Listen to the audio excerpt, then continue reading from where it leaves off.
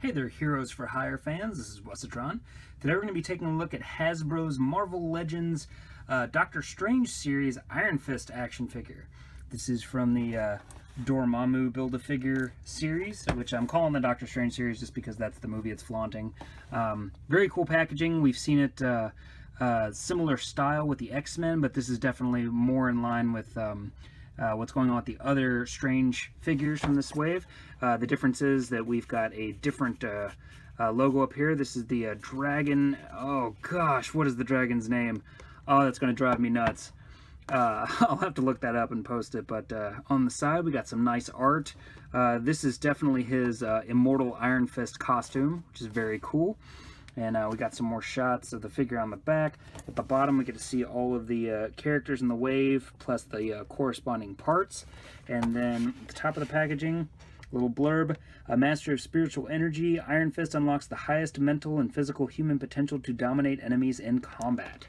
So very cool. I really liked the Immortal Iron Fist run by, was it Brubaker and Fraction, I think? Good series, so I'm excited to have this figure. Let's go ahead and get him out of the box and see what he's like.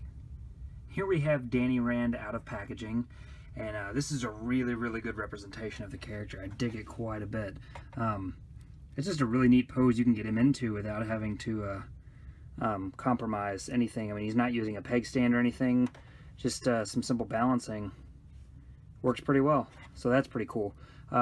He does appear to be built on the, I believe this is the Pizza Spidey Buck, which works out pretty well.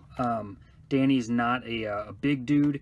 He is a martial artist, athlete, more in the range of Bruce Lee, I guess. I guess that's the kind of body style they're going for, like traditional kung fu from the, I guess, 60s and 70s type of look. So, you know, much more svelte, very skinny, but, you know, packs a lot of punch. So, yeah, very, very cool. You do get a lot of accessories with this figure. The only one that does not pertain to him directly is the Dormammu piece. This is the big mantle. I am not going to be building Dormammu, so this really doesn't add any kind of value to me. But it is a nice big piece that you could throw on like maybe a Mythic Legion's body or a Motuc body, because it's got that big, thick-chested look to it. It kind of reminds me of, not the unnamed one, gosh, what is Eva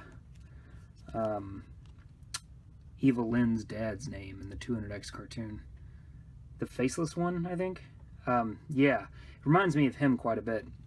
Got a little bit of gloss paint on it, but mostly it's just molded in that really nice purple color. There's some dimpling here and there just to make it look like, I guess, old armor. So very, very cool on its own, but like I said, doesn't really add a lot of value for me.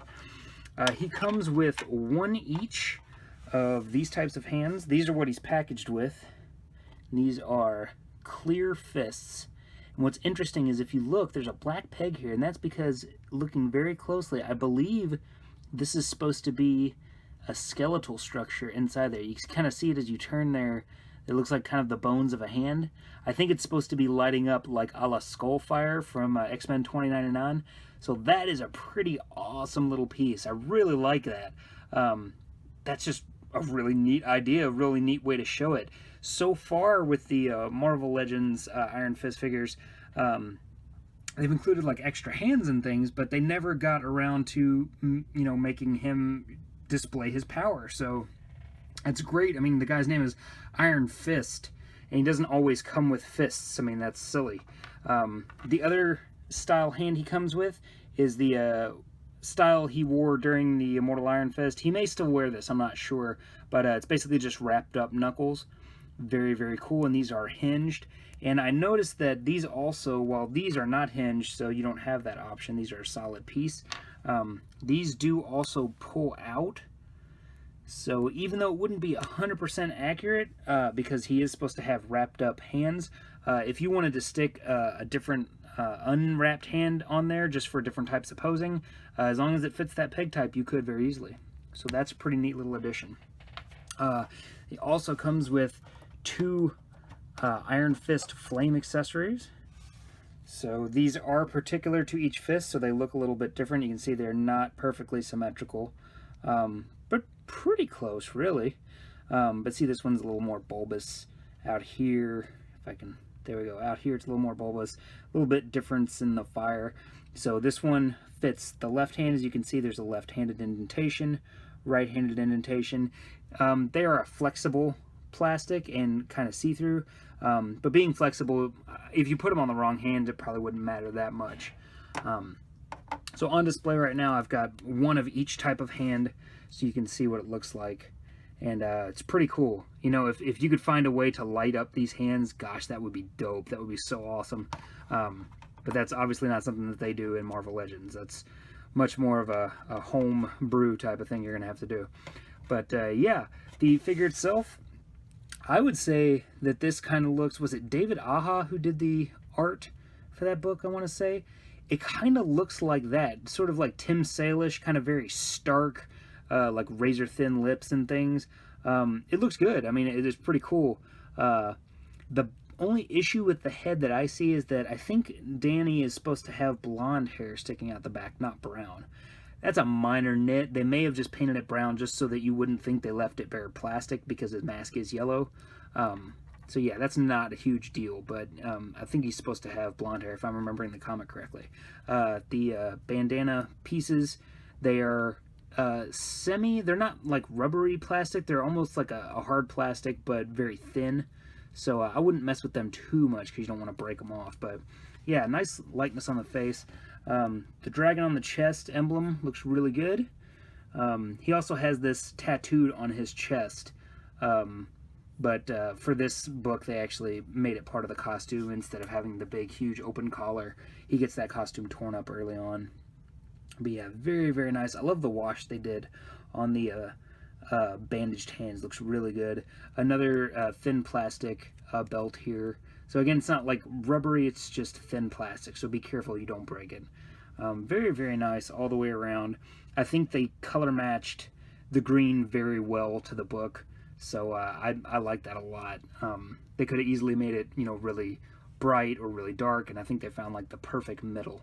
So very, very cool. Yeah, I really like this. And just give you a little bit more of a close-up of the head. Some nice expression up here in the brow and everything. Very, very cool. Yeah, this is a really neat figure. As for articulation, he is a martial artist, so he should be well articulated, and he is, being on the Spider-Man body. He's got a little bit of rocker action here and there, and then the hinge lets him look very far down and very far up, but again, just watch out for this. But I mean, if he was flying, that would be a convincing flying pose. So he can look up very high in the air and of course swivel. We've got lateral joints in the chest, so his arms both can move in quite far, and they can also move out quite far, which is good because you can get really neat like jumping down poses, you know, something like that. But you can also move the arms in close for oh, that just freed up a lot better. Hopefully I didn't break it. You can also move them in really close for like a Hadouken type of pose or something like that. Not that he's got open hands, but you know, you have options. So that's pretty cool. Yeah, I don't think I broke that. It just loosened up. I think there was stuck with some paint. Swivel hinges in the shoulders past the lateral joints, and they go up to about there, and they go all the way around. Swivels just above the biceps muscles. Very nice. Double hinges in the elbows. First point gets you pretty much 90 degrees. Second point will take you all the way up to there. So very, very, very nice. Good job on that. And then we have swivels at the glove top or wrist top. And over here on these particular hands, we have an additional swivel and hinge. That's just not included with the glowing hands. So you just have to pick which option you like better and run with it. Very nice ab hinge here, so he can go very far forward. I can get his arm out of the way. There we go. Very, very far forward. Very, very far back. And then, of course, swivel all the way around, which looks cool. And then his legs go out about that far.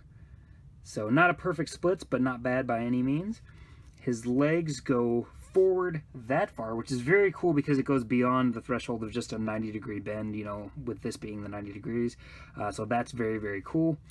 Back, he is blocked a little bit by the butt, so you'll have a little bit of trouble posing them that way, but I mean, it's not bad at all. Swivels in the upper thighs, go all the way around. Double hinge in the knees, first point, again, 90 degrees. Second point goes all the way back. If I can get that to click one more time, there we go, to there. Wow, very nice range. And the one thing I really like about the piece of Spidey body is it's got really good forward motion on the ankles. It goes back really far, just like most of the figures that you see, but going forward, you get a really, really nice bend. So that's cool. That's why I was able to pose him the way he was posed in the beginning, because I was able to get such a deep stance on that you can do some nice balancing things, which is very cool. It almost makes up for the lack of calf swivel. Putting the calf swivel in, though, would have been tops. That would have made this perfectly articulated for this character, and I would have really liked that. So yeah, articulation-wise, this guy is definitely, at the very least, on par with other Marvel Legends, and in terms of the ankles, he kind of outshines them in some respects. So in terms of themes, this wave really does appear to be kind of on an Eastern bent. I mean, yes, mystical and things like that, but why include Iron Fist, you know, as opposed to a Luke Cage who's got the new show coming out? They could do a comic version, they could do a show version, whatever. And I think it's just because they're going for sort of an Eastern influence on it. I mean, we've got the Nepalese style clothing here. We've got a monk from kind of mystical fairy China. I don't really know what you consider Kunlun, if I'm pronouncing that right. I'm not 100% sure how that works, because it sort of exists outside reality. It's one of the heavenly cities, but it's definitely got, you know, like an Asian bent to it. So yeah, there's definitely some commonality between these characters, but you can see he looks great both here with the MCU figures and also with standard Marvel Legends figures from the comics. He comes in just like Strange and Immortal, right at about 6 1/4 inches tall. I'm starting to see a theme here with this line outside of the Eastern influence. So yeah, 6 1/4 inches tall, and he seems to be right on par with the other figures in this series and in the Marvel Legends.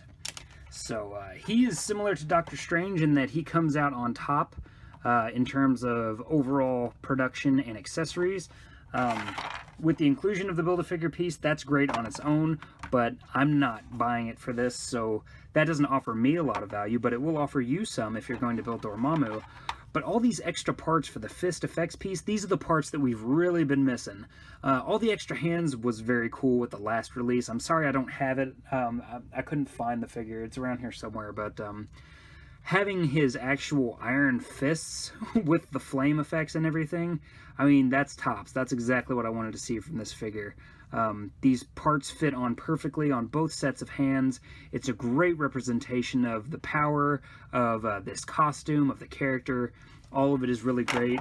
The only thing that I would have included, and that's because I'm always asking for more, would either be an additional head with kind of a smirk, because Danny's a bit of a troublemaker. He's a funny guy, or a beat-up head. You know, maybe with like a busted lip and maybe his mask torn a little bit. He gets into some really hairy fights with some very dangerous people, so that would have been very cool. I love this story. I would love to see, you know, Fat Cobra and Crane Mother and whatchamacallit, was it Dog Brother, I think his name was, and then the Violet Serpent, I can't remember his name, Steel Serpent maybe, Davos. That would be like an awesome series to have all together, but I'm glad that we at least got him. Hopefully down the road at some point we'll get to see Orson Randall as well. That'd be pretty awesome. That's it for this review.